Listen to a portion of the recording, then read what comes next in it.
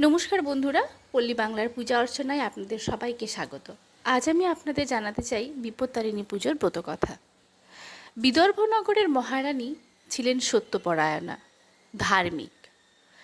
তিনি ঈশ্বরের প্রতি বিশ্বাস রাখতেন। তার সাথে চর্মকার পত্নীর বন্ধুত্ব ছিল। একদিন তিনি চর্মকার পত্নীর কাছে মনের ইচ্ছা প্রকাশ করেন যে তিনি গোমাংস দেখতে চান। সেই ইচ্ছা মতো চর্মকার পত্নী একদিন শাড়ির আঁচলে একটা ঝুড়িতে করে গোমাংস নিয়ে আসে রানীর কাছে। রানী সেই গোমাংসকে ঘরের মধ্যে লুকিয়ে রাখেন।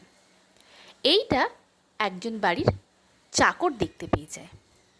সে তখন মহারাজের কানে কথাটা তোলে। মহারাজ সঙ্গে সঙ্গে রানীকে ডেকে পাঠান এবং রানীকে বলেন, তোমার ঘরে কি লুকিয়ে রেখেছো বলো, আমায় দেখাও। তখন তো রানী কী করেন? তখন রানী মনে মনে মা বিপত্তারিণীকে স্মরণ করেন এবং বলেন, মা, আমাকে রক্ষে করো আজকে। তখন মা বিপত্তারিণী রানীর ডাকে খুশি হয়ে সব গোমাংসগুলোকে ফুলে পরিণত করে দেন। দিয়ে রানীর কানের কাছে এসে বলেন যে রাজাকে গিয়ে দেখাও, সব ফুল হয়ে গেছে। তো সেই মতন রানী রাজাকে দেখান যে সব ফুল হয়ে গেছে। তখন রাজা ওই চাকরকে খুব বকাবকি করেন। সেই মতন রানী তখন মা বিপত্তারিণীর ব্রত পালন করেন এবং সেই কথা চারিদিকে প্রচার করেন।